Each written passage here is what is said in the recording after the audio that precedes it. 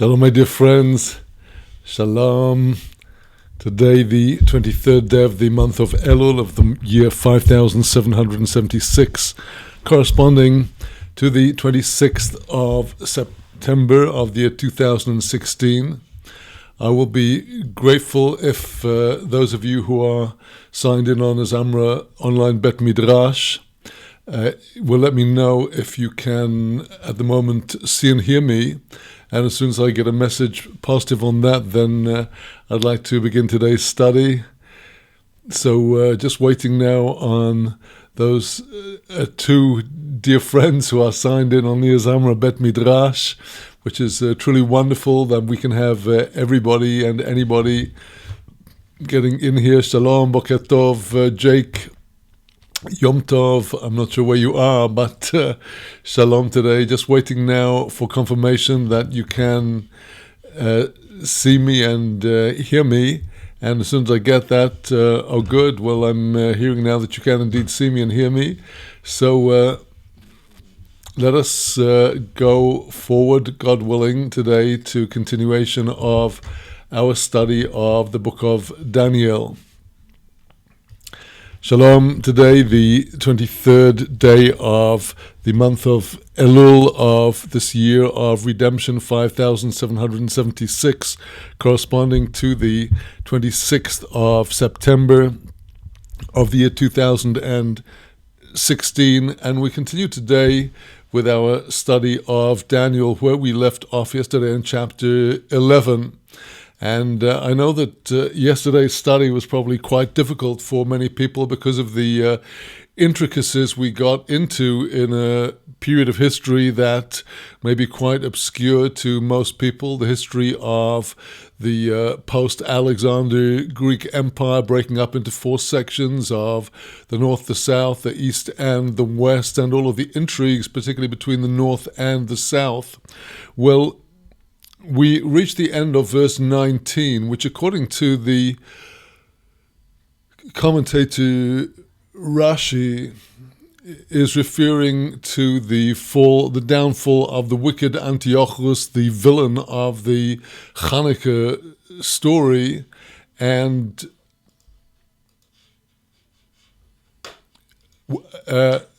this is the line taken by Rashi. the commentator, and so some of the other major commentators who say that it's from this point on in this narrative that we begin to see the rise of Rome, as I shall go into presently.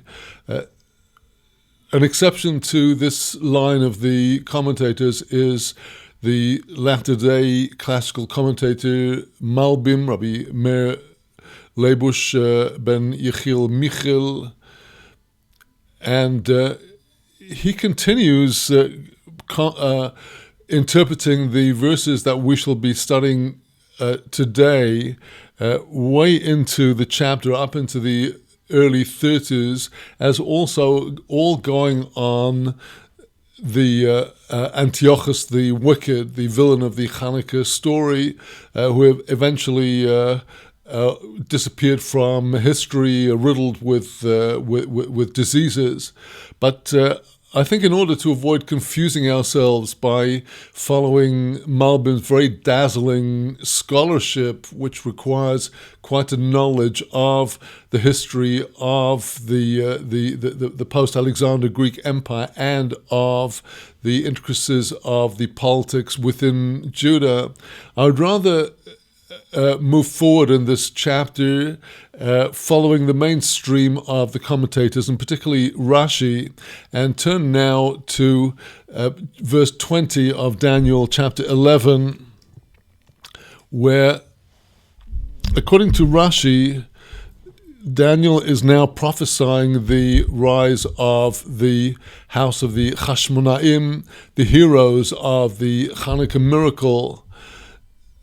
Verse 20, V'omad al kanoi, there stood up on his sound basis, ma'avir noiges heder, one that causes to move away the oppressor of glory.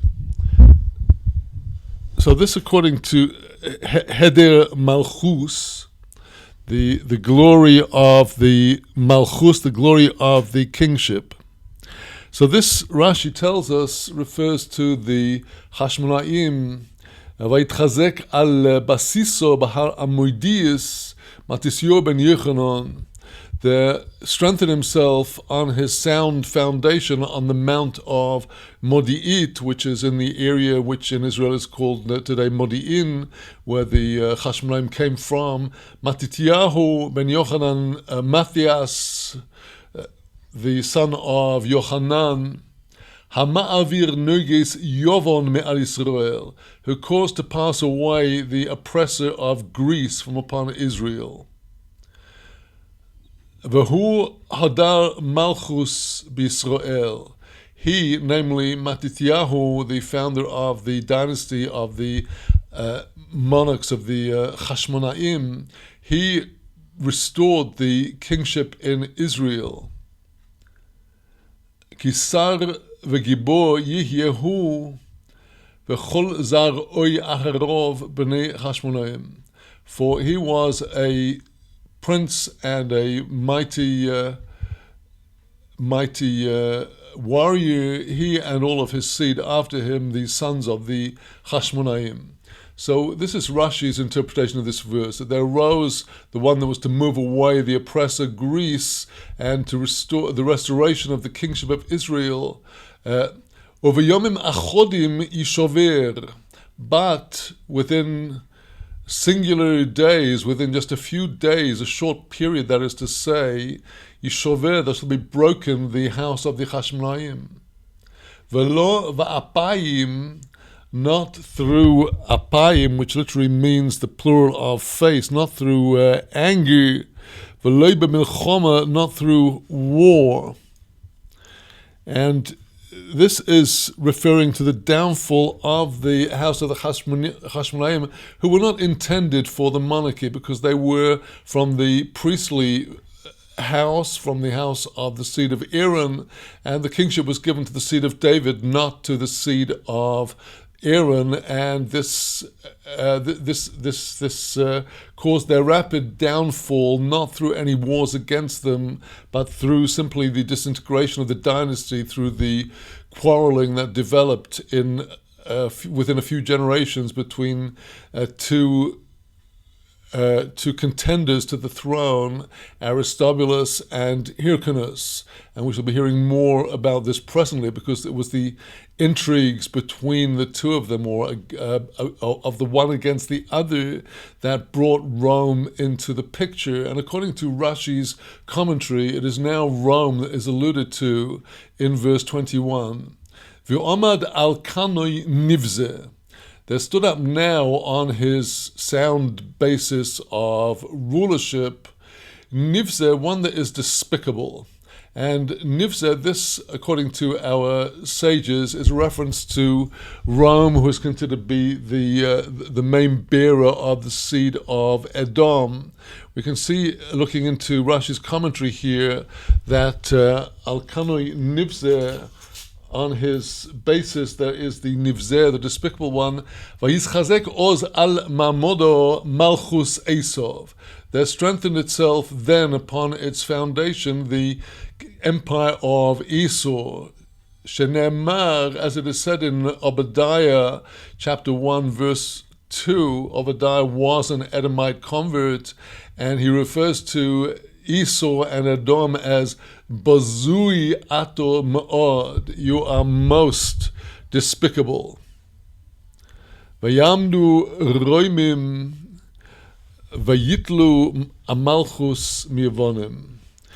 There shall arise the Romans, Rashi interpreting what Daniel is saying here, there shall arise the Romans, and they will take the empire, the rule, the cultural influence, the kingdom from the Greeks. So here, this is the mainstream of the commentators follow Rashi, that here until the end of our chapter, we're now talking about the final exile, the exile of Edom, which joins with Ishmael, as we shall see presently. So here is the Nivzeh, the despicable one that's come now into his prime. V'lei nosnu olav hoid malchus. They did not put upon him the majesty of kingship. We see that the Roman Republic, prior to the rise of the imperial system, was a system where constantly the leadership was changing. It was a democracy in the earlier sense of the term, at least for the free men of the city of Rome. And even after Rome became an empire with a emperor handing on to emperor, there were very few actual dynasties of emperors which ever survived. So this is the allusion in this verse here, that they did not put upon Esau, the despicable one, the majesty of kingship. Uvo v'shalavo, he came in a state of tranquility. In other words, the Rome slipped in quietly. V'hechazik malchus b'halak lakois. He held on to the kingship, the sovereignty, through his smooth words and manipulations. Uzeroyos hashetef yishotfu milefonov. The strong arms of sweeping forward shall themselves be swept away from before him. In other words, the vestiges of the post-Alexander Greek Empire, who had been the strong arms that were sweeping across the world, they themselves in turn will be swept away from before Rome. V'yishoveru, they shall be broken. V'gam negid bris, and also the prince of the covenant. Well, now, the prince of the covenant, Rashi tells us here that Gam Melech Yisrael Shechrois Imon Bris, also the king of Israel, that shall cut with them, namely the Romans, a covenant. Gam hu soifoi shishotef melefonav. He too, his end shall be that he be swept away from before the ruler of Rome. Ki yavru ala bris, for they, namely the Romans, will transgress the covenant. Vayifshetu alehem, they shall spread out an attack upon them, upon Israel. Kemosha Amur Razal, like our sages said, this is a passage from the Talmud in Tractate Avodah Zorah, Daf Ches Amud Bes, folio 8. Esrin v'shis shnin kamu behemenusayu, for 26 years, they, the Romans, stood, namely remained in their fidelity to the covenant, Bahade Yisrael, with Israel. V'hoda ishtabdu b'hoin, but then they made them subject to them. The Romans subjugated Israel, what had been the kingdom of Judea, and occupied Judea, and eventually changed its name to Palestina, with all that has followed. So we do see here a reference in the Nagid Bris, the ruler of the covenant, an allusion to the king of Israel, also getting subjugated to Rome. We see here again a reference to the quarrels between Aristobulus and Hyrcanus, the two last kings of the house of the Hashmonaim, who through their intrigues fell victim to the Romans. And this now, in the way of Rashi commentating on this chapter, continues with the thickening influence of Rome on the affairs of Judea. Umin hahischabrus elov, from the being joined to him, from Judea's being joined to Rome, yase mirmo, he shall work treachery, he shall betray the covenant. Ve'olo ve'otzam b'ma'at goy, he shall ascend and he shall gain sway, gain power with just a small number of people.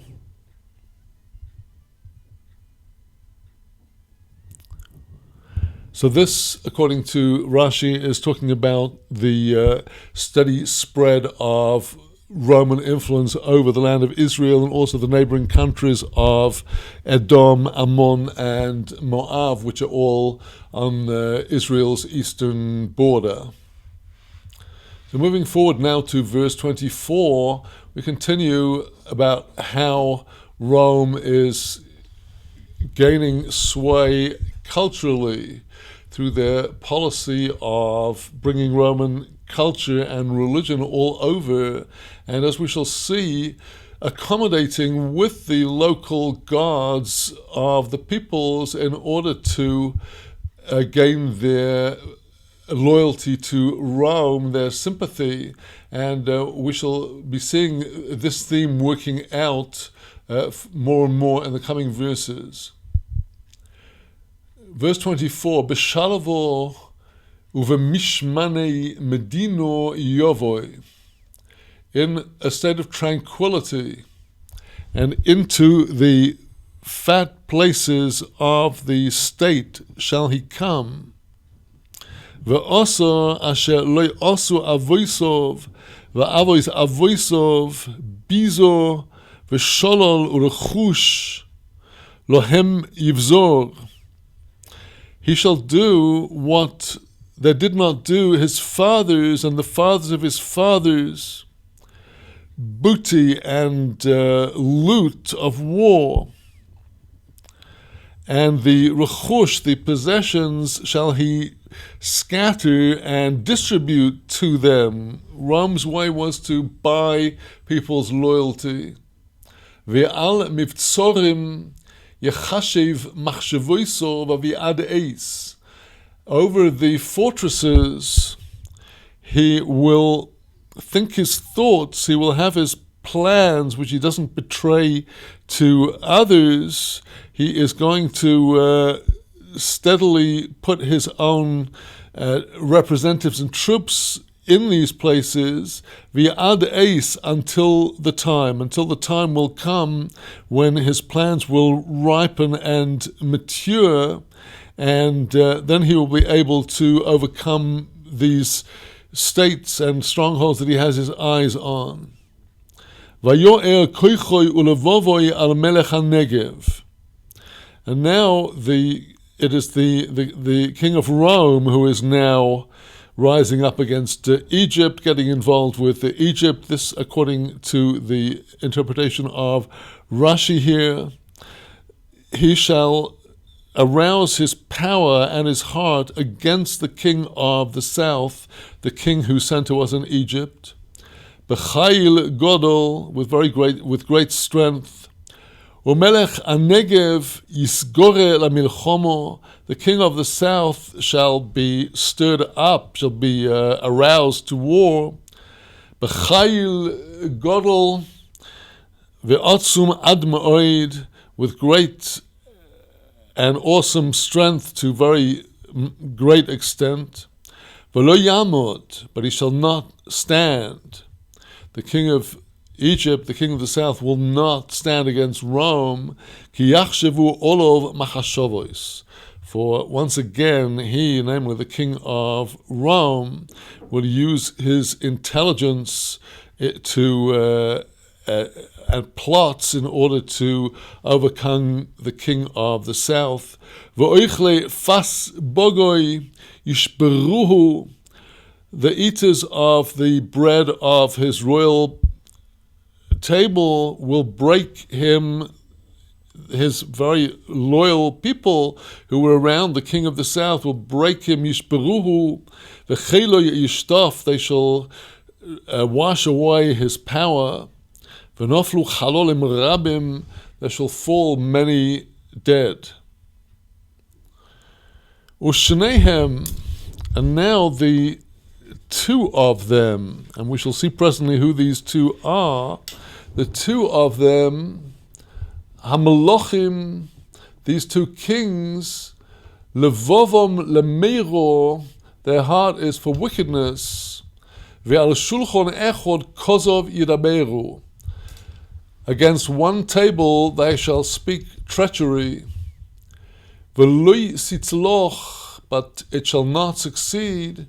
Ki od keit lamoed, because there is yet an end to the appointed period for the downfall of Israel. According to Rashi, this plotting going on between these two is plotting between the Roman governor and between the intriguing with the house of the Chashmonaim. Ushneihim hamelochim, these two kings, says Rashi, Sar Roimim Unegid Abris, the captain of the Romans, or the prince of the Romans, and the Nagid, the ruler of the covenant, namely the Judean king spoken about earlier in verse 22, Hu Urkanus, that is Hyrcanus, the one of the two brothers that were competing for the throne of the Chashmonaim. This is Hyrcanus. Sheischaber le'ezrosoi. It was Hyrcanus who was going to join up to help the Romans in their machinations. Kedei sheyazor gam hu al Aristobulus ochib, so that he, namely the Roman leader, would help Hyrcanus against his brother Aristobulus, the other contender to the throne. So we see here how this dreadful intrigue between the house of the Chashmonaim, who were not destined to succeed, this was what actually led to the growing involvement of Rome in the affairs of Judea. And so it's these two kings, the king of Rome and Hyrcanus, the contender to the throne of Israel, they're plotting against Levovom lemeira, their heart is intent on evil. Vel shulchan echod kozi v'daberu, on one table, namely the royal table of Aristobulus, they are whispering their plots. V'lo sitzlach, but it shall not come about, says Rashi, it will not succeed. Sheyismosru Yisrael ashchoso ba'oson hayomim. It will not come about that Israel yet will be handed over to Rome for destruction in those days. Ki od ketz lamoed, there would be yet time for the appointed season. That is to say, hachulbon lamalois shivuaim shivim ushnayim. Ha'amurim b'sefer zeh. The destined destruction of the Second Temple would come only with the completion of the 62 7-year periods, namely the 420 years destined for the standing of the Second Temple, which has been spoken about earlier in this book in chapter 9, verse 25. That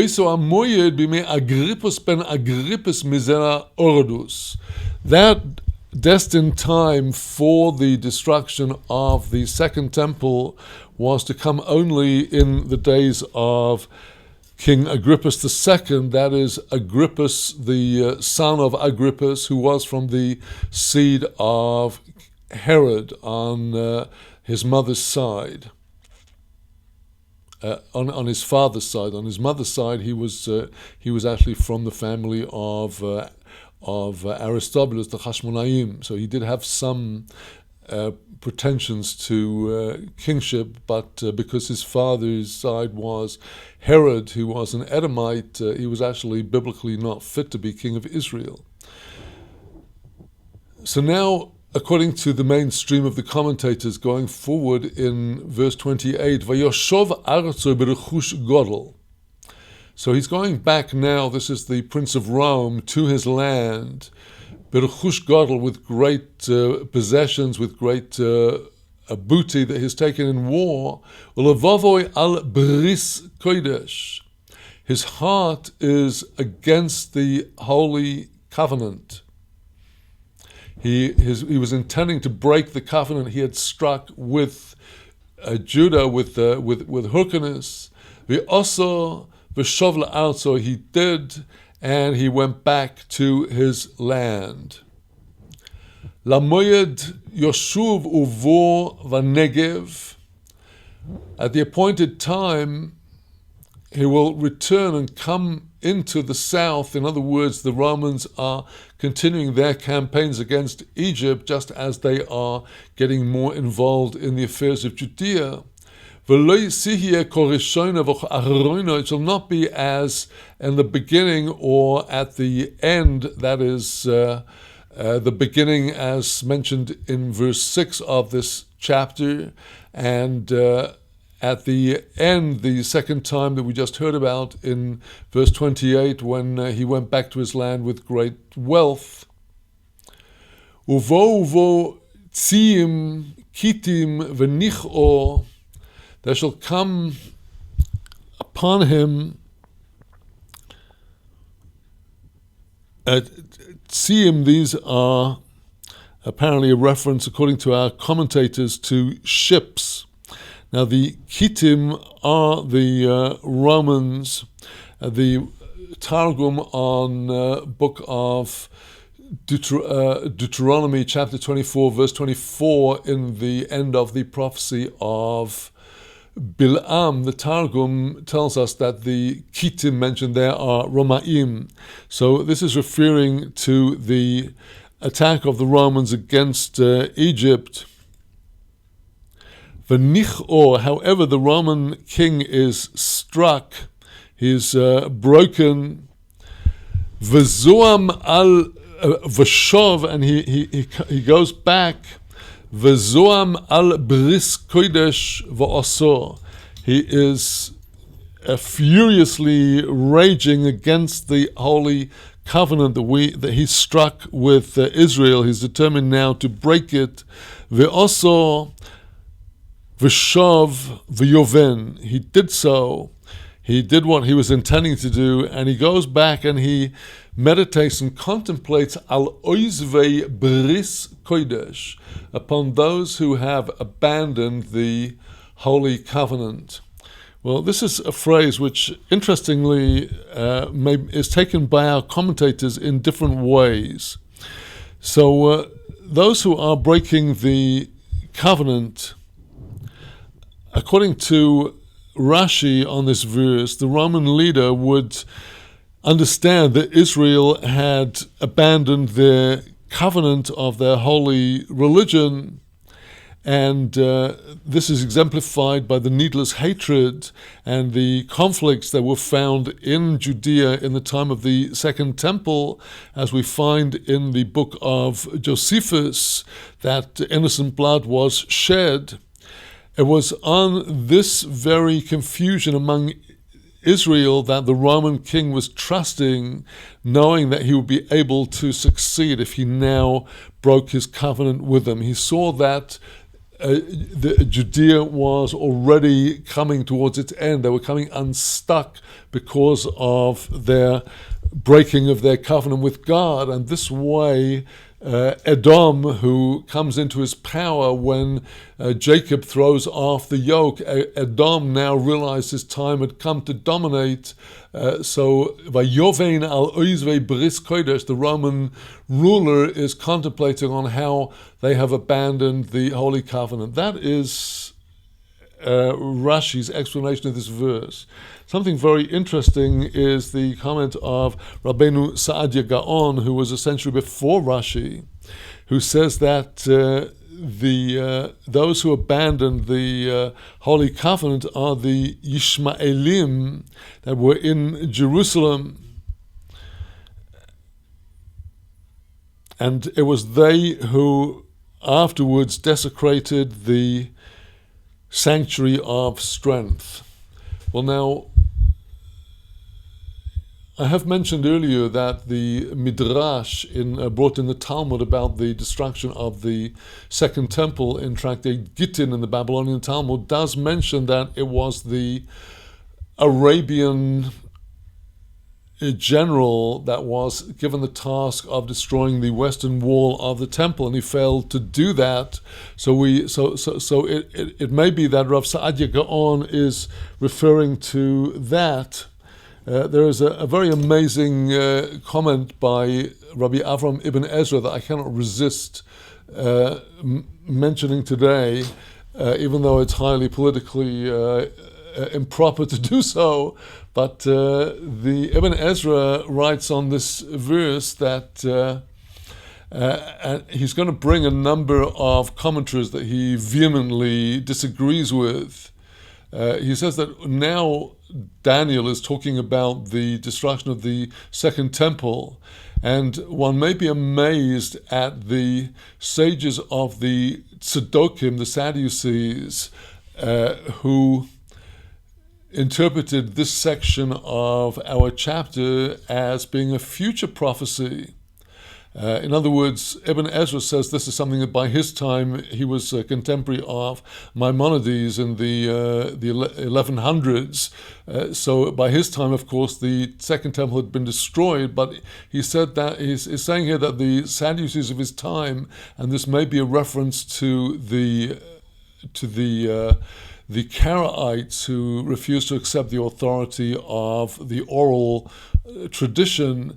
These Tzedokim, as he calls them, they interpret this section of Daniel as being a prophecy that was yet to come, and they said that the Mikdash, the sanctuary here, is Mecca, that the Ishmaelim go up on pilgrimage to. They're going eventually to remove the perpetual offering, namely the 5 prayers. They put there an idol, a despicable idol. But these Sadducees who are in error, it makes no sense that any place would be called the sanctuary except Jerusalem itself. Bias, and so also its name in the language of the Ishmaelites is the Bayit, the house. Ve'echu Mecca Kodesh. How could you call Mecca, how could you apply the word Kodesh to that? V'haloi pokho eil ha'ivrim eseineim v'ro. Surely if those blind people would open up their eyes, they would see Ki yesh b'Mecca shikut adayom. There is still in Mecca the idolatrous cult until today. V'halom malkulis Is this not the God that is referred to in the Talmud, the idolatrous God known as Maccot, he that has exchanged he's taken the glory of God and put it on himself? To him shall throng on their festival all Ishmael from the east and from the west, to cast stones there.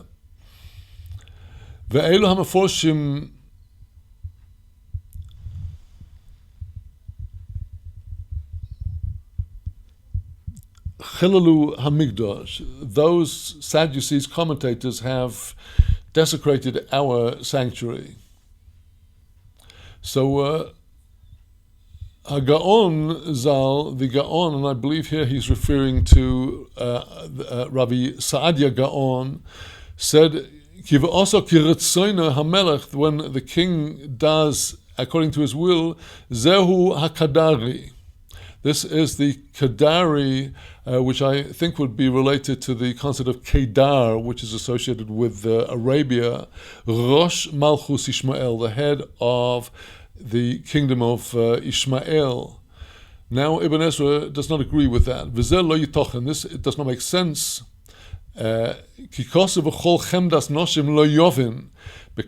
it says in our chapter here that all of the delights of women he will not pay no attention to. Whereas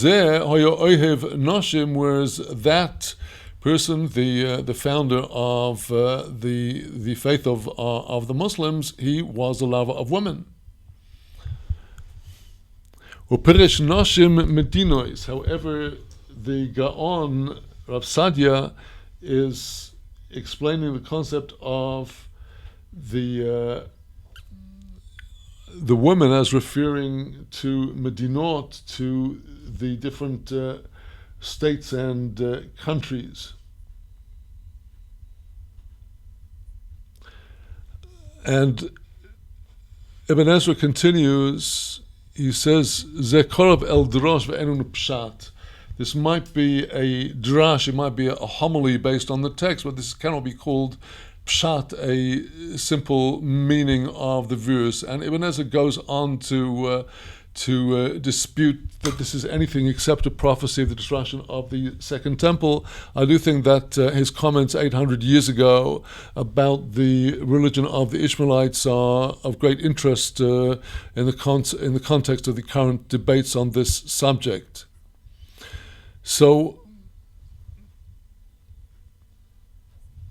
we now go to verse 31, which continues to tell the story, according to the mainstream of our commentators, of Rome's conquests.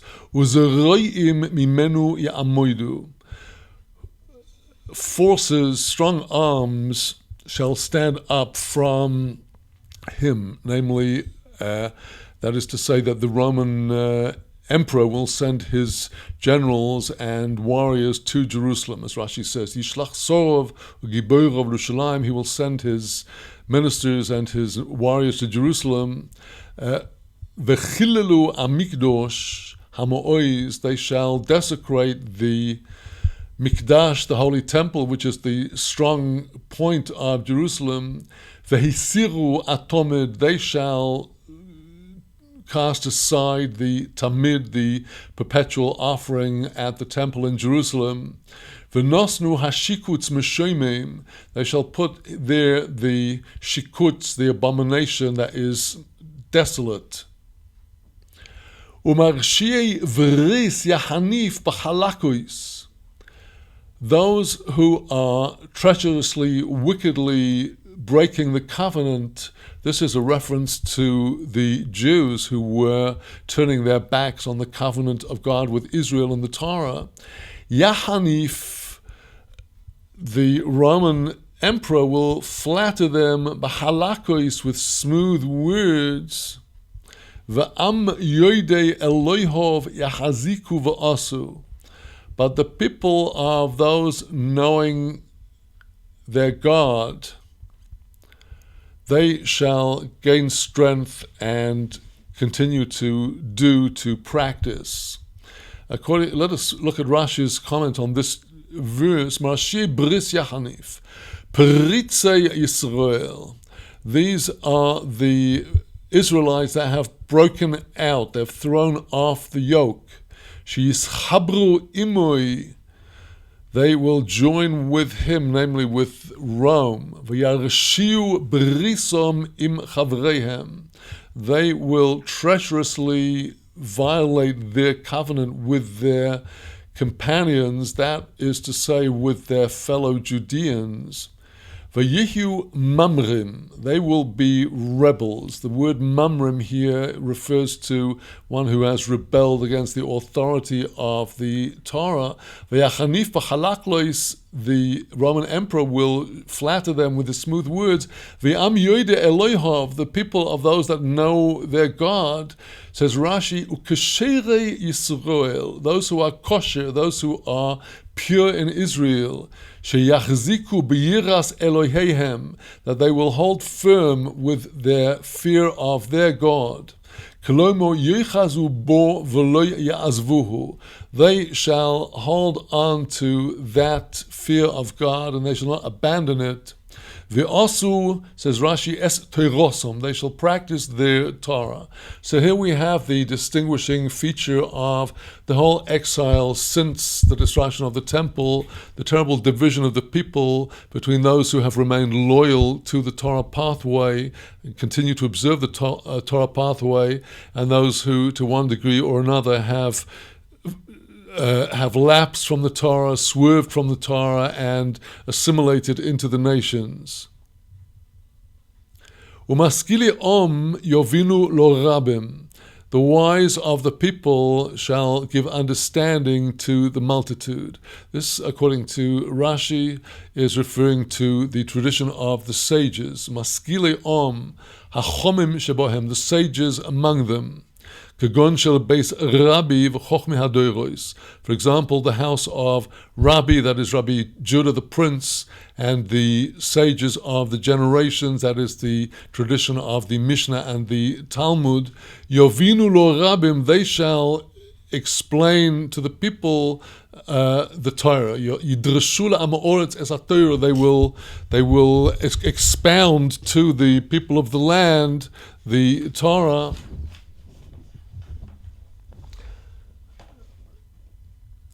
V'nichshelu b'cherev u'v'lehovo b'shvi u'v'vizo yomim, but they shall stumble with the sword and with the flame of fire and oppression, b'shvi in captivity, or b'bizo with loot and plunder.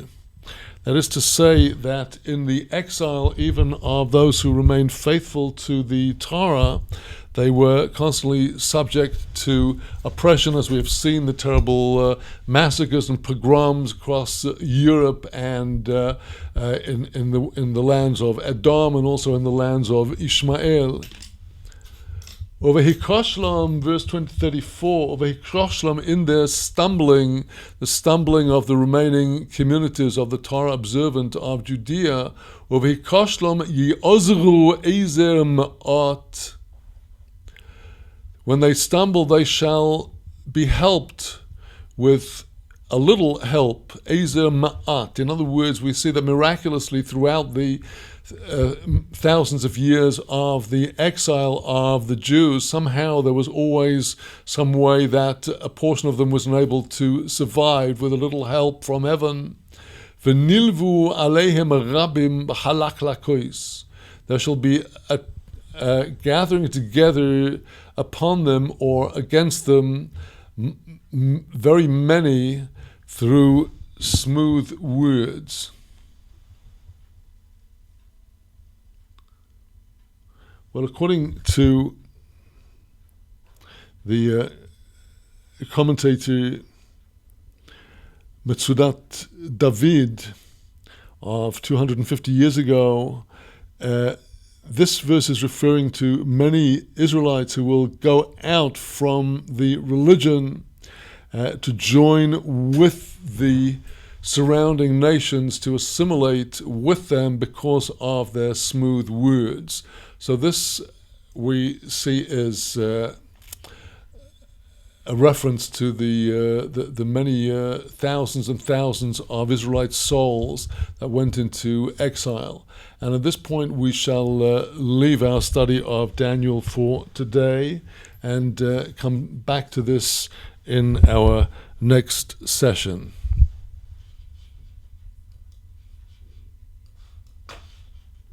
So, my dear friends, we shall now take just a few moments for a little break, and then after that I'll be back again, God willing, with our studies of the Mishnah.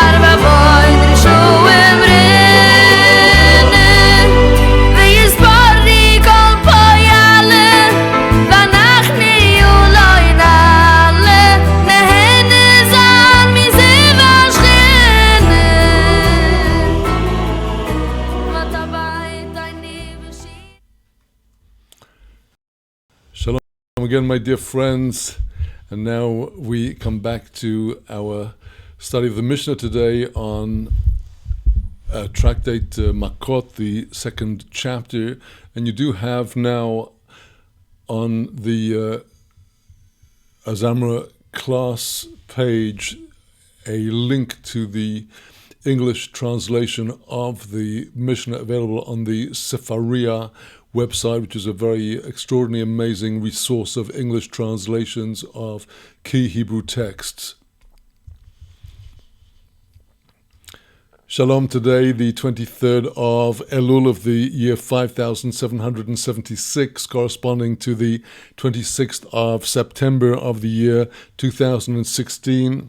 And we return to our study of Tractate Maccot, Chapter 2, the second Mishnah, which goes on to give us important distinctions between the case of a killer who was killing unintentionally and may or may not have to go into exile in one of the cities of refuge. And in the previous Mishnah, we had encountered the machloket, the difference of opinion between Rabbi Judah, the Prince Rebbe, and the other sages on the verse that I've put now on the screen in front of you in Deuteronomy chapter 19, verse 5, which is speaking about an example of what would be a case of unintentional killing, in a case where one comes with his fellow into the forest to chop wood. His hand slipped with the axe in cutting the wood. The metal went falling down from the wood, whether that was the wood of the tree or the wood of the handle. And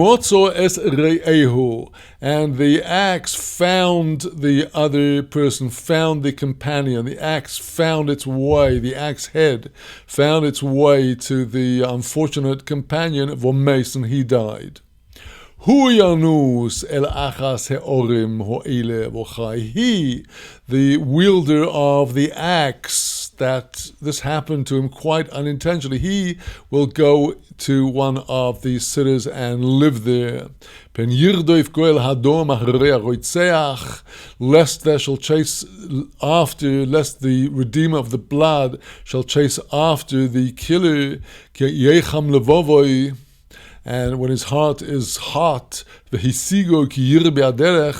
shall find him, he shall reach him when the way is long to the city of refuge, lest the Redeemer come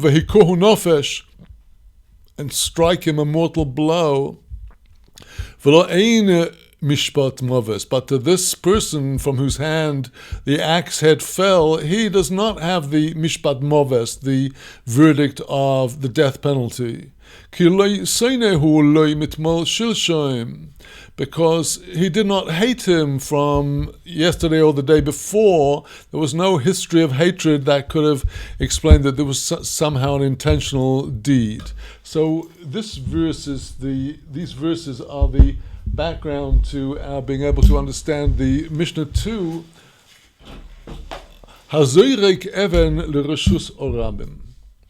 If somebody throws a stone out to the public domain, that is to say, somebody who is in his own private plot, his own private land, but he throws a stone out to the public domain, a street, a place where all are free to be, the horag, and he killed somebody through this stone. Harei ze goyle. This individual must go into exile, to the city of exile. Rabbi Eliezer ben Yaakov Oimer.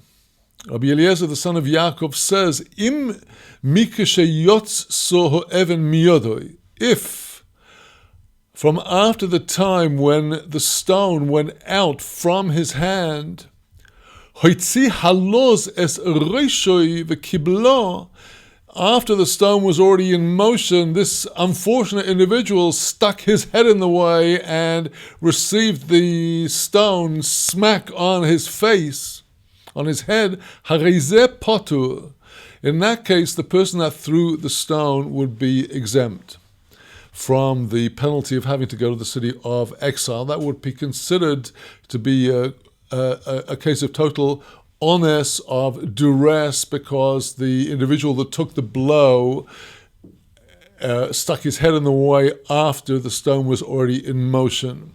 In the first case, where the person threw the stone and somebody was around in the way of the stone, he threw it out of his own premises into the public domain, there is an element here of a pshi'ah, of negligence, because he should not have done that without checking that there's nobody in the way to get injured by this flying stone. And that is why in the first case the individual would have to go into exile.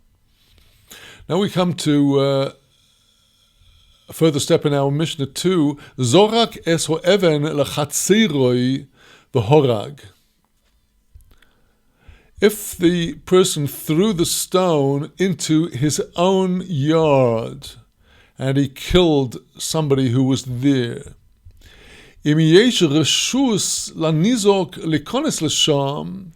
there was authorization to the person that was injured, that was killed in this case, damaged, to enter there, if he entered in with permission, Goyle, the person that threw the stone in their own yard and killed this person, will have to go into exile, because since there was somebody who had authorization to come into his yard, he should have taken care that nobody's around when he threw the stone.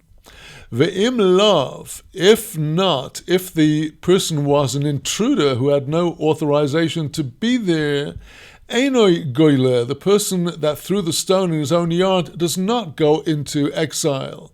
Shenema, as it says in the verse in Deuteronomy 19 that we just read, Va'asher yovoi es re'ehu vaya'ar.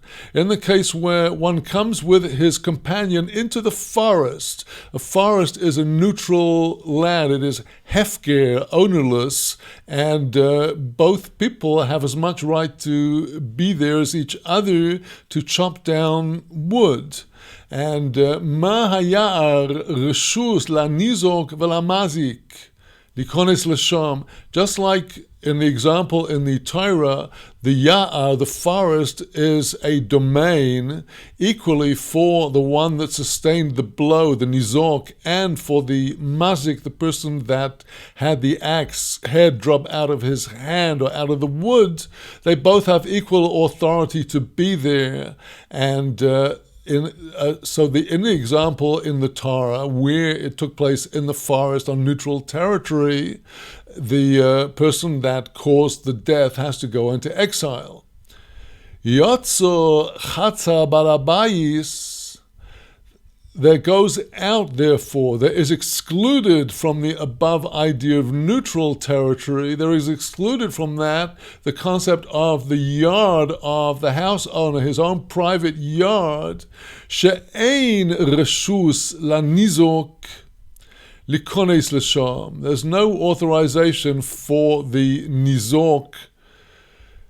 Let's ignore the next word, which is not an authoritative reading of the Mishnah, because in the case of the private yard of the house owner, there's no authorization to the person that took the blow to be there. He did not ought to have been there, and it was therefore not the negligence of the house owner that caused the death. The other person had no right, likonos l'sham, to enter there. Abba Shol is now going to add a new teaching out of the same verse. Ma chatovas eitzim reshus. Just like chopping down wood is reshus, it is something that there's no mitzvah in it. You are entitled to do it if you wish. If you don't want to, you don't have to. It is, you do it of your own free will. Yotzo ha'ov amake es benoi. that goes out from that concept of doing an act which you do voluntarily. There is excluded from that the case of a father that was striking his son in order to discipline and chastise the son. The father, in doing that, for the sake of heaven, to train the child in the way of the Torah. And since the father in that case will be doing a mitzvah, if it were to happen, God forbid, that the child were to die under his hand, since he's doing a mitzvah in chastising the son, he would not be liable to go into exile, just as in the forest, if he was cutting wood, that's a voluntary act, there's no mitzvah in it. That's when, if an accident occurred, he would go into exile. But if he were performing the mitzvah of educating his son, then he would not go into exile if the son died under his hand, God forbid. The same applies to the Rav, the teacher, who is roida. He is ruling over or using the rod to his student for the same purpose, to get the student to better use his mind and pay attention to the studies. Ushliach beis din, likewise the emissary of the court. The emissary of the court is the one that goes to the place of somebody who's been called to a lawsuit and delivers the invitation of the Beit Din, the summons of the Beit Din to come to face the case. And the Shaliach Beit Din is entitled, when necessary, to use force. And if it happened that a person died under his blows because they were recalcitrant, that would be considered the case of a person performing a mitzvah and not being engaged in a voluntary activity. And therefore, if he caused the death of somebody, who would not go into exile. Now Mishnah Gimel, third Mishnah, of Goyle al Yad Ben. The father may go into exile on account of the son. In other words, in a case where the father, God forbid, killed his son, not in a matter of discipline or teaching, but the death was caused through some other kind of negligence, the father would have to go into exile on account of the son. In this case, if the dead son had a brother, the brother could not become an avenger of the blood because the brother is not allowed to strike his father. In a case where the son caused the death of his father, the son would also go into exile into one of the cities of refuge. And now our Mishnah is going to go into the applicability of the cities of refuge to various categories of Israelites, and also to the category of the Gir Toshav, the non-Israelite who has accepted upon himself the 7 commandments of the children of Noah. And what is his status if he is residing in the land of Israel with respect to a case where he was involved in a manslaughter? Would he be going into exile in a city of exile or not? Hakol goylim alidei Yisrael. Everybody would go into exile on account of an Israelite. That is to say that if anybody in the category of Israel, and that would include an Israelite Eved, a slave, a Canaanite slave, takes upon himself the same commandments that are taken upon themselves by women, and therefore he is a part of the covenant. He's also an Israelite, so if he were to cause the death unwittingly of a free Israelite or a slave or a kuti, that is a Samaritan in the times of the Mishnah, who was considered to be observing the commandments of the written Torah but not the oral law, they would all go into exile for the killing of an Israelite. For Yisrael goylin al yideihen, an Israelite would go into exile if he had caused the death of one of those, in other words, of another Israelite, of an Eved, a Canaanite servant, or a Kuti, a Samaritan, chutz me'alidei ger toshov, with the exception of, you'll see I've penciled in my Mishnah here, I wish to excise from my reading the Mishnah here the words al yedei, and to read this as chutz mi ger toshov, with the exception of a ger toshov. That is to say that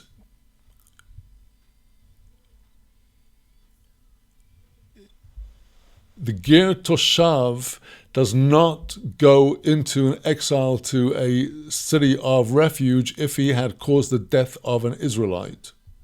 According to the Rav of Ovadia of Bartanura, commenting on our verse, chutz me'alidei ger toshov, she'im orag ben Yisrael b'shoigeg, if the ger toshav, the non-Israelite that observed the 7 commandments, the children of Israel, if he killed an Israelite, even b'shoigeg, unwittingly, einoi goyle, he would not go to one of the cities of refuge, elo neherog. The law provides that in his case, if there were negligence on his part causing the death of the Israelite, he would be put to death. The ger toshav einoi goyle, elo alidei ger toshav. The ger toshav himself, the observer of the 7 Noahide commandments residing in the land of Israel, would not go into exile except on account of having caused the death of a fellow ger toshav. In that case, he would be eligible for exile to one of the cities of refuge. Hasumo enoi goyle divrei Rabbi Yehuda, one that is blind does not go into exile if he had killed somebody. Says Rabbi Judah, Rabbi Meir omer goyle. Rabbi Meir says that he would go into exile.